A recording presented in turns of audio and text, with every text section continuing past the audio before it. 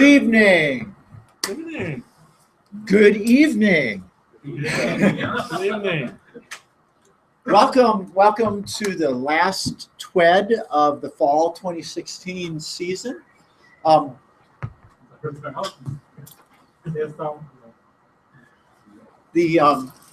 Tonight's TWed we all look forward to. It's the lightning talks. Just a quick reminder, 2 minutes apiece. You usually are pretty good at self-regulating, so we won't be too draconian on forcing the time limits, but try to keep it. Remember, brief review, there's no slides, there's no notes. Just get up and talk about what you want to talk about. It's a really exciting time. We can, if there's time at the end, there's a lot of people here. If there's time at the end, we can have a discussion if you want. And if we're really nice, we might get Dr. Hendler to give us maybe a little bit of TWed Lightning Talk magic. A quick reminder that we are streaming this live. So keep that in mind. It shouldn't be an issue because mostly we're just going to be presenting this. And so let's kick it off. Our first subject is Katie, and we let's be very supportive. Let's with each speaker. Let's give them, after they complete their time, let's give them a really good thank you. So, Katie. Hi everyone, I'm Katie Chastain. I'm a PhD student with Professor McGinnis. I'm working on research with the Bill and Melinda Gates Foundation, Healthy Birth, Growth, and Development. So this semester I've continued being a spreadsheet whisperer for the HBGD program. And I've also been helping Jim McCusker I was like his torture test subject for what we're calling Settler, the semantic extract loaded transformer. So I was using that a little bit to sort of help get data ready for the HBGD data dashboard. And by doing so, also sort of helping Jim continue to refine it. It's on GitHub if you guys are interested. Check it out. It's a handy way of translating data from a variety of file formats into linked data. I also, speaking of transforming tabular data into linked data, I'm continuing to work on that. I was doing a bunch of background research this semester on methods for doing that, and hopefully, like this coming semester, I can start doing like my research roles, maybe, possibly, and doing some thesis like things. So that's it. All right, Katie, thank you very much. Oh, and cross yourselves out at the. Oh, we'll do two. Okay. Take this one. That one doesn't work. I'm waiting all semester for this one.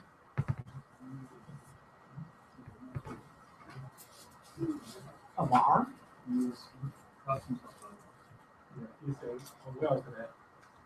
Oh, that's too bad. Spencer? That's Spencer. The other Spencer, did you want to talk? We can talk too. About it. Go ahead. Yeah.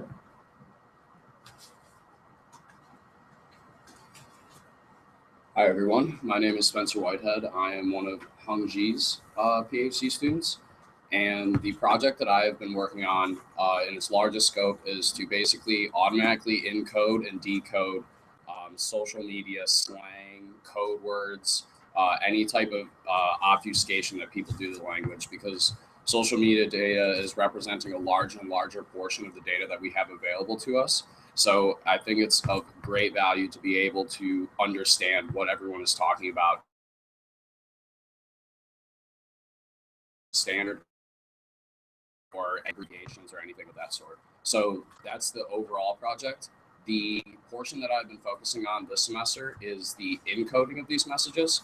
So my research project is to, given a sentence that's not encoded, so just plain English, take that, use a knowledge graph to do domain mapping between the non-encoded domain and the encoded domain. So the coded domain will have, or the encoded domain will have a bunch of slang terms, abbreviations, everything, and actually map between those two domains in a meaningful way and generate messages that have these code words in them. Right. Thank you.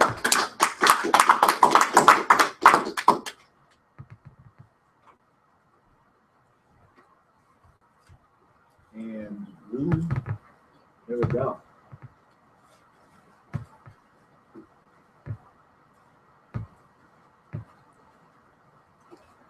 Good evening, everyone. I'm Lu Chen, also one of Professor Heng Ji's PhD students. And today I'm going to spend a few minutes to talk about my recent research topic, which is using abstract meaning representation to do event extraction. And the reason that I want to use AMR is because it's become, the annotation becomes richer, and also the schema becomes larger. And it's becoming possible that just using AMR to do directly to do event extraction. And also, the AMR covers a wider types of facts, and it provides a deeper understanding of sentences compared to the dependence parsing and proper bank type semantic role labeling. And so the approaches to this kind of problem spanning from just pattern matching to machine learning methods. So our current approach falls under the category of the first one, i.e. using the path pattern matching and the graph pattern matching to do event extraction. And the data we have is the proxy report, which is only the document we have to, which is can overlap with the ERE annotation. However, the data is very noisy. There are some errors in it. Actually, we manually corrected one of the event type in the MR annotations, and the F score just improved by 15%. And our first task is to do argument role labeling, which is given a event type, and also we know the event triggers, and then to do the argument role labeling. And the approach we used is pattern matching. First, we need to know the event trigger and the event arguments in the whole MR parsing graph, and then we need to find out the arguments and also label the arguments. And the second task that we are doing right now is more advanced, which is we don't know the event types, and also we don't know the event triggers. And so we need to find out the event types and the event triggers, and also the arguments, and we need to label the arguments with the predefined roles. And now we are using, we're trying to use graph pattern matching methods, and actually we have tried one, but the results are not good, so there is still a long way to go. And our final goal is to, given a MR graph, we can directly know which node is the event trigger and which nodes are the arguments, and also we can label the arguments automatically, and also to find out the relations among the entities, and hopefully we can automatically find out new event types and the relations which is not predefined in the ERE guidelines. And also, I'm definitely not an expert in graph pattern matching, so any help and any advice from you guys would be very helpful. Thank you. All right, thank you. Definitely in the right place for that help. All right, Sabir.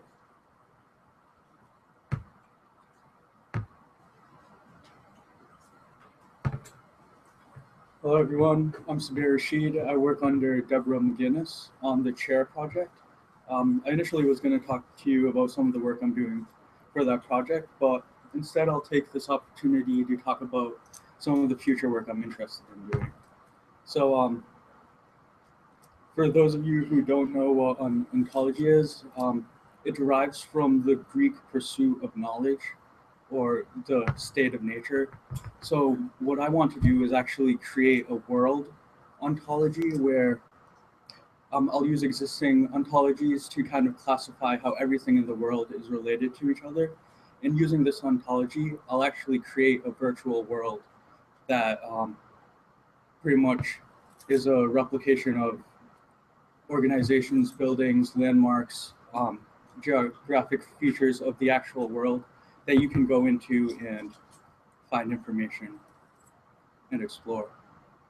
So that's what I'm interested in doing. All right, Sabir. Thank you very much.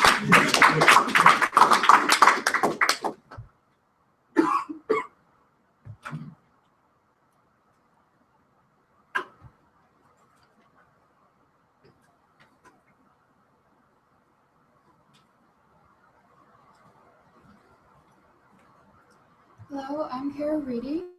I'm a second-year student working with Dr. Hendler. My current project is an artificial life simulation that has a bunch of critters running around with neural network brains. And my current focus of the project is figuring out how to genetically encode these neural networks in a diploid fashion. So if you don't really remember your high school biology lessons, diploid genetics means that there's two copies of the genetic material as opposed to a haploid organism, which would only have one copy. Now, there's a lot of people who have tried combining genetic algorithms and neural networks before, but this is usually done with haploid genetics because they are way easier to work with. But if you go and look at real organisms in the real world, you'll see that basically all complex organisms have at least two copies of genetic material, which indicates that there might be some advantage to this way of doing life. And there's also some experimental evidence that indicates that there might be advantages such as increased stability in changing environments, if you're looking at certain kinds of performance. So I've been figuring out how I can take some of the neural network genetic algorithm evolving techniques and applying them to a diploid network. And that means you have to figure out things like what you probably remember dominance and recessive effects from your biology class, which in the real world are kind of intrinsic to the biochemistry of the situation, but when you're doing it in a computer, you basically have to make something up and hope it works.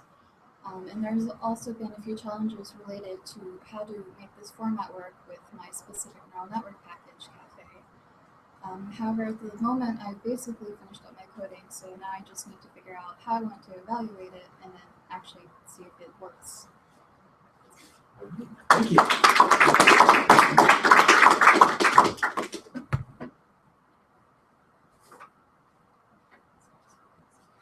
Okay, so, hello everyone, my name is Rayan.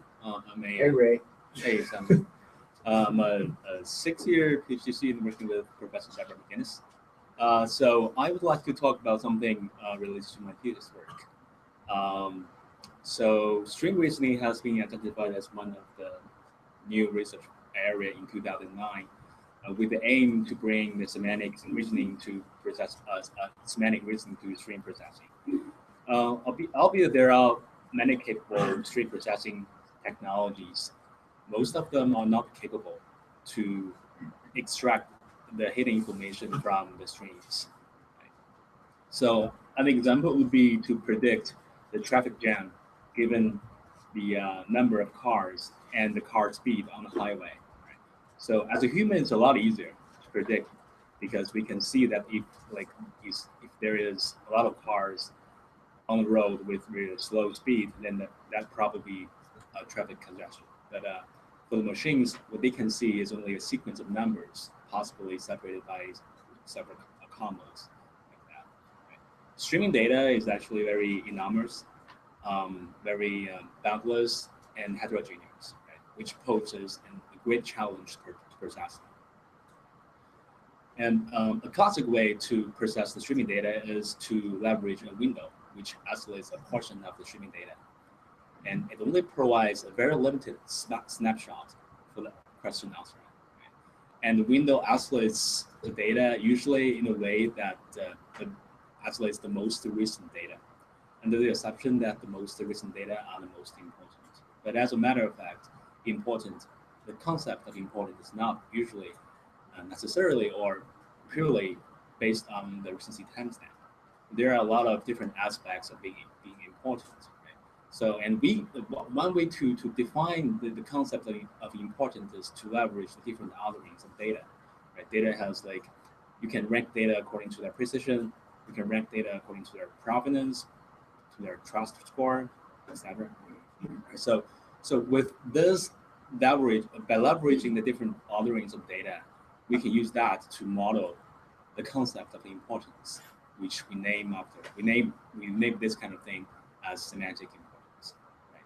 Semantic importance works as an umbrella with each of its branch model one aspect of importance. So you can combine different aspects to create new window management strategies, which enables flexible window management strategy things, which is good because usually the window management strategy is dominated and limited by FIFO. We can use other strategies to manage data. That's it. Thank you. All right, John, give me a second here while I put you up on the front screen. We got John Sheehan next, live from the interweb. John, you're gonna have to speak up because you're actually talking through my laptop, which I've got turned up to 11. But do a quick check. I don't hear you. You got your mic on?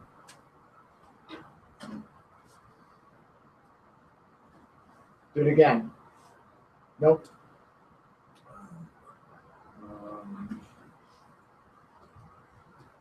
So the question is it me?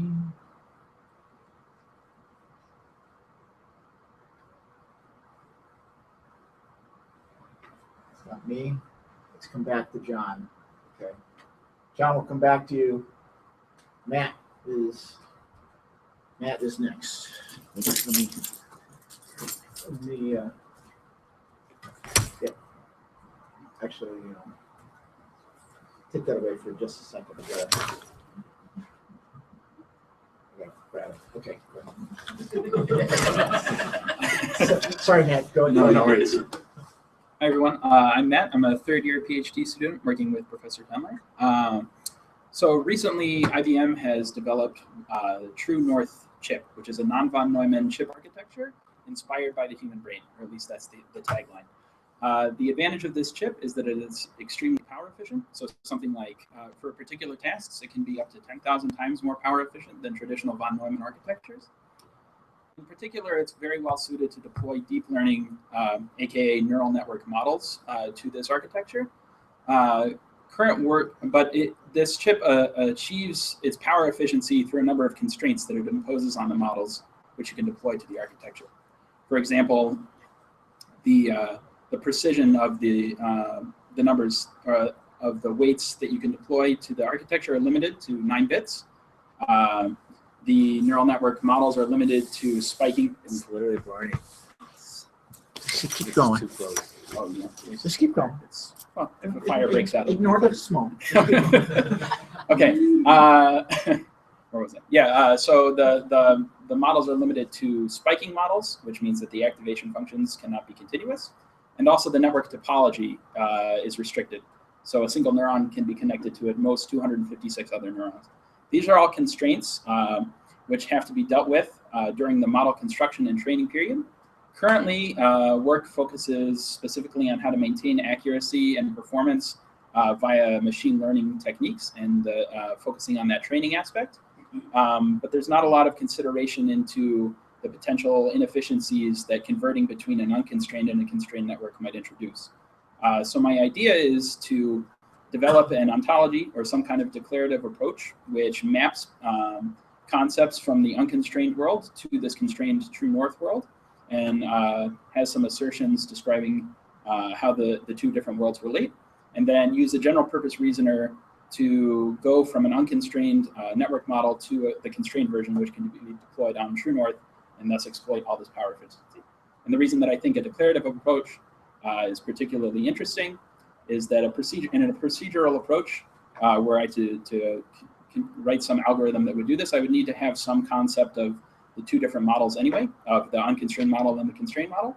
So if I can do it in a declarative approach where I'm just representing those with some ontology classes, then maybe I can exploit a general purpose reasoner and I don't have to worry about some fragile procedural algorithm which has some potential for failure in various cases.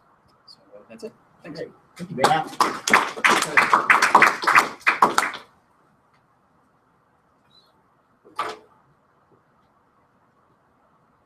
John, do we have your sound yet? John, do you have your sound yet? Nope. All right. Next.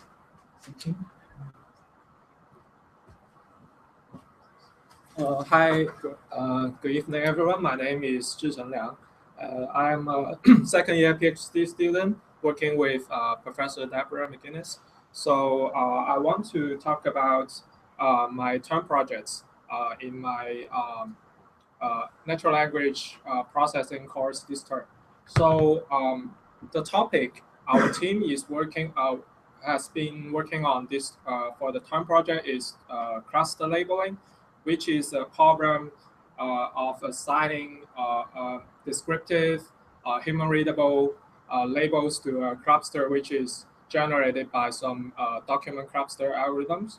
So actually, we have tried several approaches to solve this problem. The baseline algorithm we use is that we use the external knowledge base, like WordNet, to find the common ancestors of the entities in the clusters. And we also try to use some deep learning algorithms to solve this problem. For example, we developed a convolution neural network to predict word embeddings, which can be word embeddings, which is a weather representation of the words. So actually, we can use those this predictive word embedding to find some similar words in the pre-trained word embedding word embedding dictionaries to find those find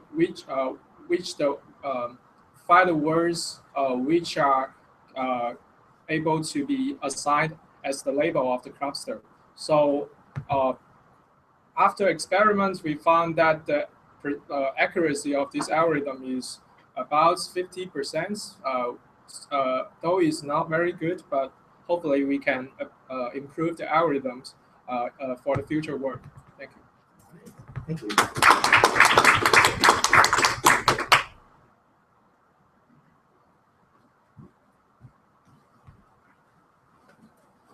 Hello, my name is Tong Tao, and I'm from Professor Heng Ji's group.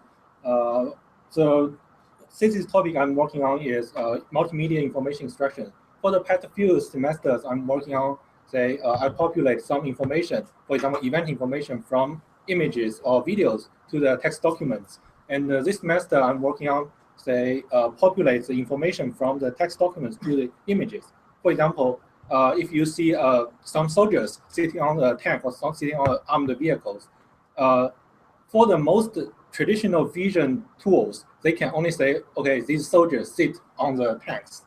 But from the text documents, I can populate more information. For example, the relation of the soldiers are using or are driving the tanks, or they are just, or they can say the tank belongs to a certain faction, or like the rebels, or like the fighters, or something else. We can just populate those information from the text documents to the images. So this is what I'm working on. Yeah, that's it. So I'm going to do a quick sound test here.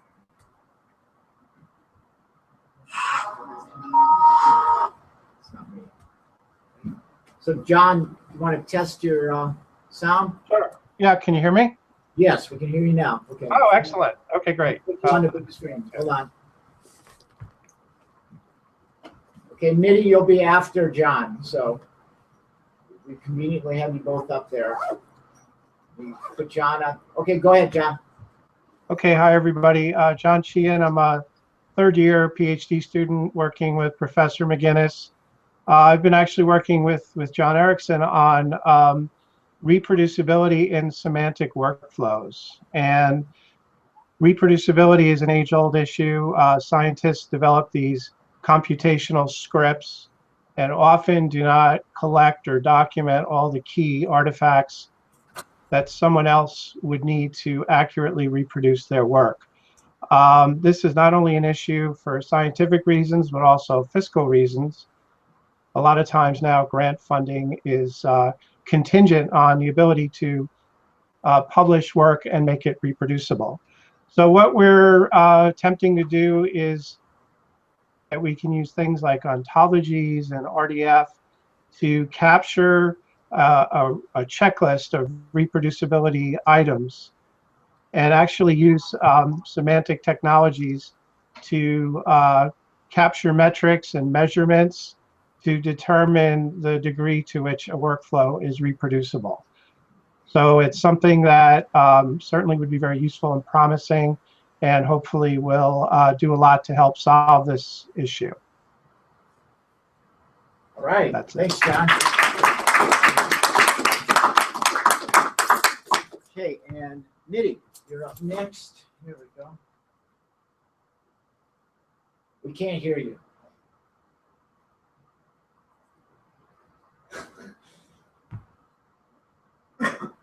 Try again. You're unmuted. Go ahead, try it. We can't hear you.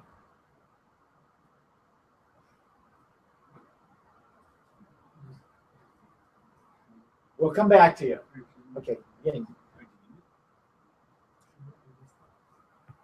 We'll come back to you, Nate. You keep trying. Maybe John Sheehan knows Well, so yeah, well, John's solution was to go out and come back in again. When in doubt, reboot. Go ahead. You can't get a PhD unless you figure out how to use. Which is to not use. That's it. Which is to not use. Go ahead. Hello everyone, I'm Ying, a second year PhD student working with Professor Ji. My current research topic is applying more advanced text analysis methods to moral value prediction. Moral value include things like fairness, cheating, and loyalty, and so on. Previous studies on social computing usually only use basic features like bigram, LRWC, or other bag-of-word-based features, and we're trying to apply more NLP technologies like linking and dependency parsing and more advanced models like recurrent neural networks to predict the moral values to the users. Thank you.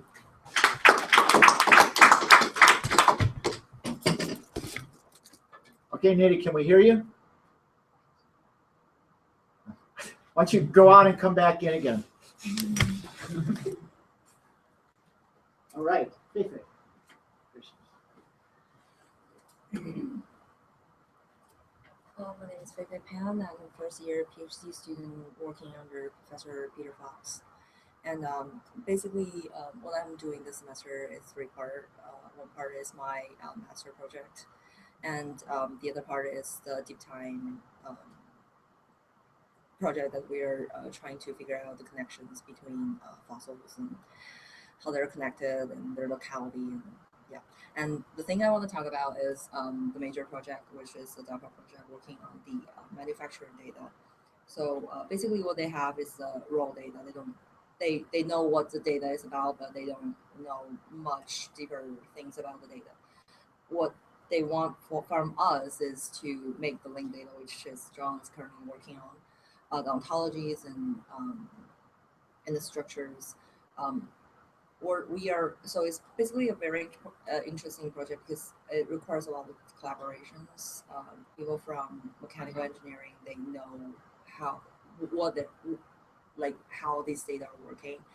And what we are trying to figure out is to apply machine learning models to the data set and to make sure that we can do something and learn something from the data.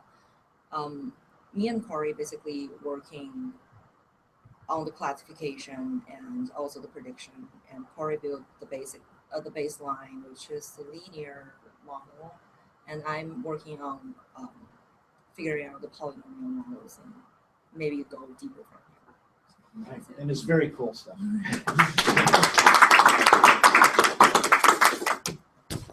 All right, Nate, can we hear you?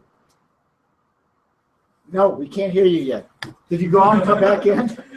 Can you do sign language? You could do a 2-minute sign language. All right, Eric. Unless you want to do a duet with it, or you could be Nitty's voice translator. I'm Eric Amherst. I'm a 5th-year part-time PhD student with Professor Hendler. I've been working on information visualization, specifically on this system that we have, or methods, spatial methods that are suggested by the campfire system that we developed at MPAC. Specifically looking at those systems with regards to data exploration, which is based on a lot of the things that we have in cognitive science with regards to how do you learn using instructional media, how do you learn using multimedia and so on. So using a cognitive model that, or excuse me, not the cognitive model, but being informed by cognitive load theory and the sort of things that go into being able to digest data in a interactive and more well, simpler method, even though with lots of complex data.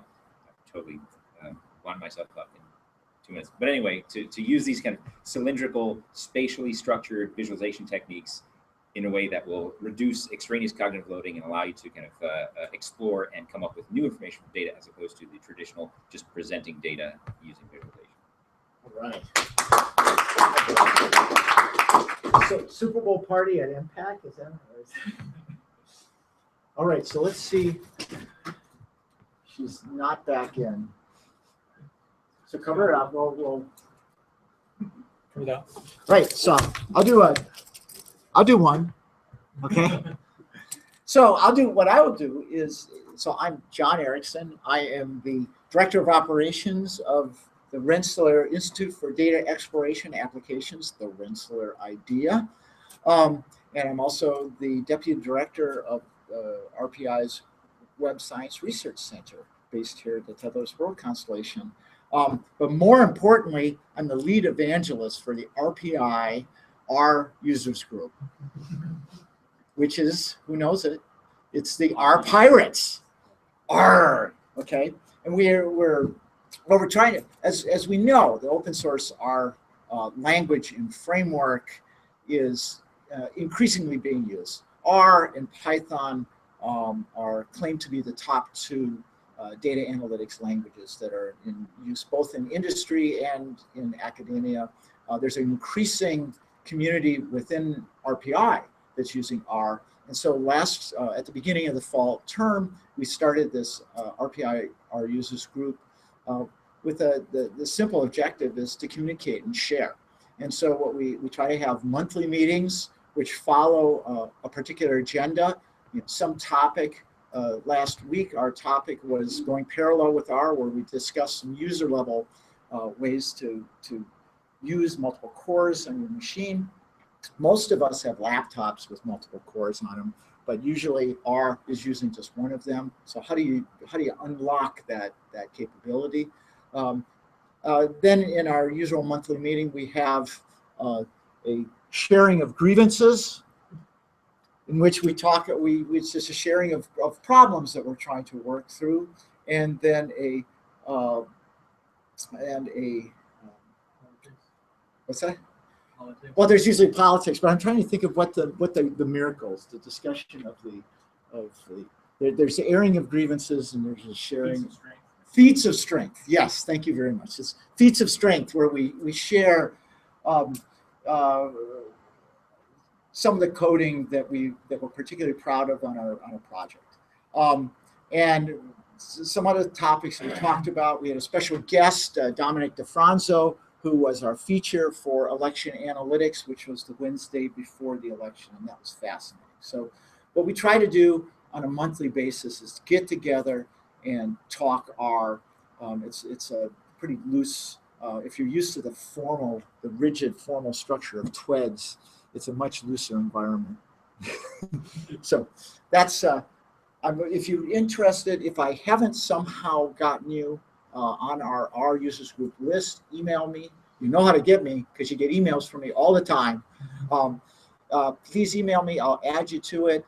We sometimes have daily or every couple days, I'll announce some blog posts that somebody's done on data analytics, mostly about R. that's of interest. Sometimes it's an update to a package, so there's some that kind of thing. And then I'll also, of course, announce our events. And so that's it for our advertisement. This is brought to you by Revolution Analytics, our studio. Jim, did you want to have a say?